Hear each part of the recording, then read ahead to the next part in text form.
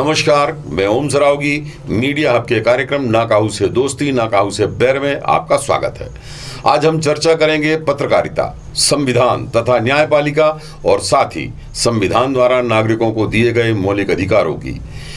यहाँ यदि हम यह कहें कि पत्रकारिता वह आवाज है जो लोकतंत्र को बनाए रखने के लिए जरूरी है तो गलत ना होगा। इसके साथ ही यह भी कहा जा सकता है कि सत्ता एवं अधिकारों का दुरुपयोग करने वाली ताकतों के विरुद्ध मोर्चा खोलना पत्रकारिता का कर्तव्य है। ऐसा होने पर हमें कई तरह के विरोध का सामना भी करना पड़ सकता है और यदि ऐसा होता है तो ऐसा होना अच्छा है। इसके लिए हमें तैयार भी रहना चाहिए। आज की चर्चा संविधान और संविधान द्वारा प्रदत्त मौलिक अधिकारों पर एक छोटी सी बहस के लिए हमारे साथ स्टूडियो में मौजूद हैं वरिष्ठ अधिवक्ता अश्वनी बड़गैया जी एवं संदीप नायक जी। आप दोनों कानून विदों का हमारे स्टूडियो में स्वागत है।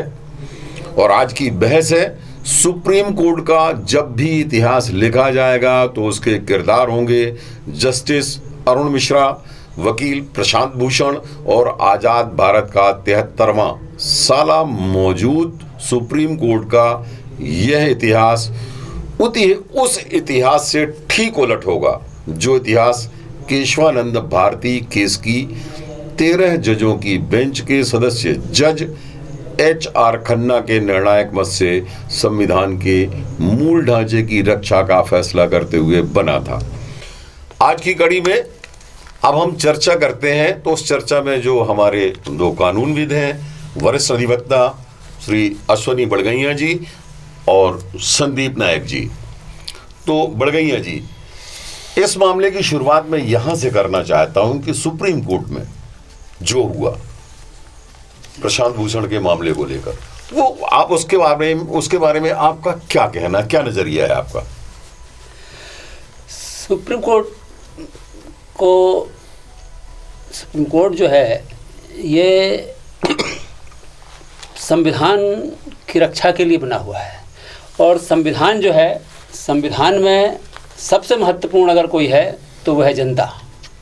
क्योंकि संविधान की जो प्रस्तावना ही लिखी गई है, जो उसकी उद्देशिका है, वो ही शुरू होती है हम भारत के लोग, we the people of India. संविधान में सबसे महत्वपूर्ण है भारत की जनता। व्यवस्थापिका, कार्यपालिका और न्यायपालिका जो है ये संविधान की रक्षा के लिए, संविधान द्वारा प्रदत्त अधिकारों की रक्षा के लिए बनाए गए हैं। इनका ये दायित्व है और उसमें सबसे बड़ा दायित्व है न्यायपालिका का, जो कार्यपालिका और विधायिका के बीच का मतलब सेंटर पिलर है।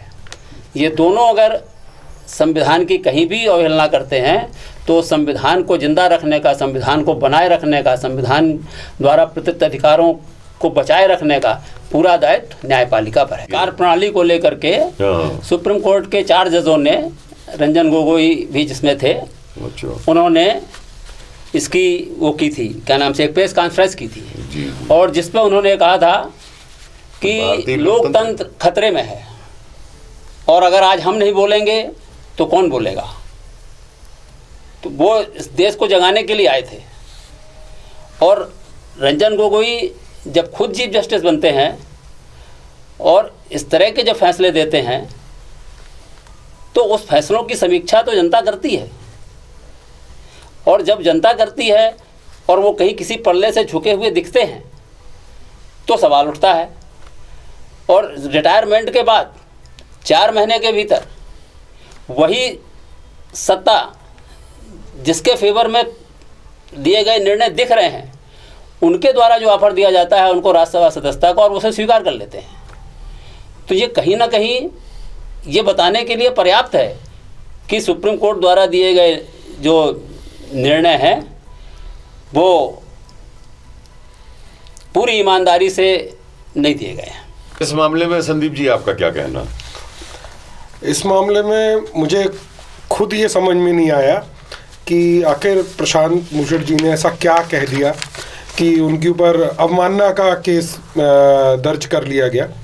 सैकड़ों लोग सैकड़ों विचार रखते हैं अपने फेसबुक, व्हाट्सएप, ट्विटर अकाउंट पे, और मुझे नहीं लगता कि ट्विटर अकाउंट बहुत सारे लोग चलाते हैं, बल्कि इस तरह की कार्रवाई से उनके जो वक्तव्य हैं वो पूरे देश को पता चले।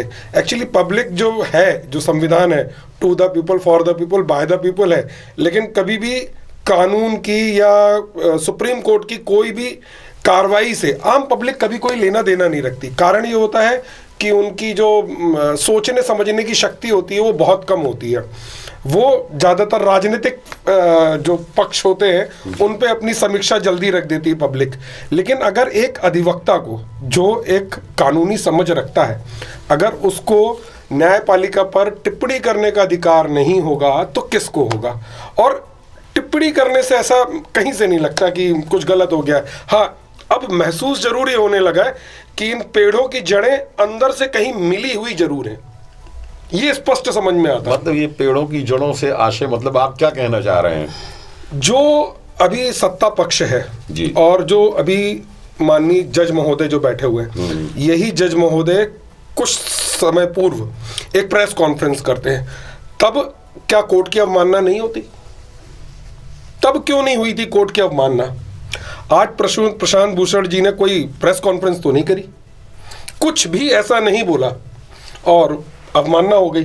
तो ये लगता है कि आज के परिवेश में जिसने भी बोला उसके खिलाफ कार्रवाई होगी। और मैं बहुत खुश हूं प्रशांत भूषण जी से कि उन्होंने न वो झुक रहे हैं न वो डर रहे हैं। मरेंगे तो भगत सिंह बनेंगे, जिंदा रहेंगे तो गांधी बनेंगे। आज भी जब घर में कोई झगड़ा होता है, जब कहीं कुछ होता है, तो एक आम पब्लिक ये बोलती है, आओ मैं तुम्हें कोर्ट में देख लूंगा। सबको पता है, सबका विश्वास है कोर्ट के ऊपर। इस विश्वास को बना के रखना सुप्रीम कोर्ट का दायित्व है। हम किसके पास जाएंगे? आज सरकार कुछ गलत करती है, आज कार्यपालिका कुछ गलत करती है, तो हम किसका दरवाजा खटखटाते हैं? अगर इस दरवाजे में सुराग दिखने लगेगा तो आम पब्लिक सीरिया जैसा जीवन जिएगी। ये आने वाला भविष्य है इस हिंदुस्तान का, जो मुझे लगता है। इस मामले में अश्वनी भाई आपका क्या कहना है? ये देश सही दिशा में जा रहा है या गलत दिशा में? इसका आकलन कैसे हो? और ये जो प्रशांत भूषण का मामला है, ये ऐसी स्थिति में कैसे आगे खड़ा हो गया? क्षेत्र अब तो सुप्रीम कोर्ट ऐसा लग रहा है कि अब जो निर्णय जो रखा गया वो सुप्रीम कोर्ट अब कहीं ना कहीं, मुझे तो जो लग रहा है कि कहीं ना कहीं बैकफुट में दिख रही है। उच्चतर मुंह पे ऐसा आ गया, ऐसा तो नहीं लग रहा है कि ना निकलते बन रहा है ना उगलते बन रहा है। भाई गत सांप छछूंदर केरी उगलत लीलत पीर गनेरी कि अब, क्योंकि ये मामला इतना महत्वपूर्ण नहीं था, इतना ज़्यादा अवमानना के लिए नहीं था, और स्वमोटो लेकर के सुप्रीम कोर्ट ने खुद संज्ञान लेकर के और फटाफट बेंच बना दी, उसकी फटाफट सुनवाई कर ली गई। और ठीक है, सुनवाई की गई। कम से कम प्रशांत भूषण ने जो ट्वीट किए थे, उन ट्वीट के पीछे उनकी मंशा क्या है उसको तो सुना जाना चाहिए था, उसको भी नहीं सुना गया। और आप उनसे कह रहे हो कि आप अपनी इतनी ज़्यादा आपने प्रतिष्ठा बना ली कि आप सुप्रीम कोर्ट प्रशांत भूषण से कह रहे हैं कि आप माफ़ी मांगिए। मतलब डंडे के जोर पे आप माफ़ी मंगाना चाहते हैं। डंडे के जोर पे माफ़ी मांगने से कोई माफ़ी नहीं मांगेगा। और उन्होंने कह दिया कि भाई हमको माफ़ी नहीं मांगना, हमने जो किया सही किया। हाँ, इस ट्वीट में एक जगह उनसे जो गलती हुई थी उसको उन्होंने स्वीकार भी किया कि हाँ मुझसे गलती हुई, उसके लिए उन्होंने खेद व्यक्त किया। अब जो नहीं है जिसमें गलती, फिर भी आप बोलोगे नहीं तुमको तो मानना ही पड़ेगा। जबरा मारे रोमन न दे, ये वाली बात तो ठीक नहीं है। नहीं, मुझे तो बहुत अच्छा लगा उनका। कम से कम वो वीर नहीं बने, वो कमज़ोर ही रहे, माफ़ी न मांगे। मेरा हौसला, अगर उन्होंने माफ़ी मांग ली होती तो मेरा हौसला भी कमज़ोर हो जाता। संविधान के प्रति मेरी आस्था कम हो जाती अगर वो माफ़ी मांग लेते तो, ये मुझे लगता है। क्योंकि हम भी कोई कम बुद्धिजीवी नहीं है, हम लोग भी बकवास करने कोर्ट में नहीं जाते हैं। हम ऊपर बताते हैं कि क्या चीज़ें हैं क्या चीज़ें नहीं हैं। मैं ये नहीं कहता कि हमेशा हम सही होंगे, लेकिन हमेशा वो सही हो ये भी नहीं हो सकता। उनको हमारी भावनाओं की कद्र तो करनी ही पड़ेगी। देश सिर्फ मात्र कानून से नहीं चलता, रूढ़िवादी प्रथाएं हैं, चीज़ें हैं, वैश्विक स्थिति है, सबको देखकर देश को चलाना पड़ता है। इस बात को न्यायपालिका को समझना भी पड़ेगा। अपने खुद के कह देने मात्र से चीज़ें नहीं हो जाती। धन्यवाद आप दोनों का, बहुत बहुत शुक्रिया। आप लोग आए और आपने एक चर्चा की, संवैधानिक चर्चा की और इसमें हिस्सा लिया। अब खास बात यह है कि सुप्रीम कोर्ट ने न्याय व्यवस्था के खिलाफ ट्वीट करने पर सुप्रीम कोर्ट के वकील प्रशांत भूषण को कोर्ट की अवमानना का दोषी करार देते हुए यह निर्णय दिया कि प्रशांत भूषण को 15 सितंबर तक 1 रुपया बतौर जुर्माना सुप्रीम कोर्ट में जमा करना होगा। अगर वे जुर्माना नहीं भरते हैं तो उन्हें 3 माह की जेल या 3 साल के लिए वकालत करने से रोका जा सकता है।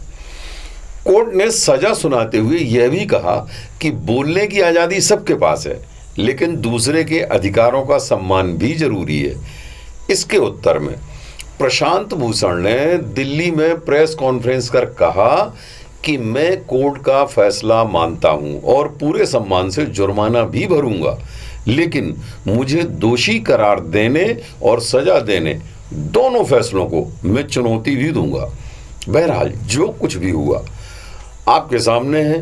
अब ABNN की टीम को इजाज़त की दरकार है। फिर हाजिर होंगे मीडिया हब न्यूज़ के कार्यक्रम ना काहू से दोस्ती ना काहू से बैर में किसी और विषय के साथ। तब तक के लिए नमस्कार, जय हिंद।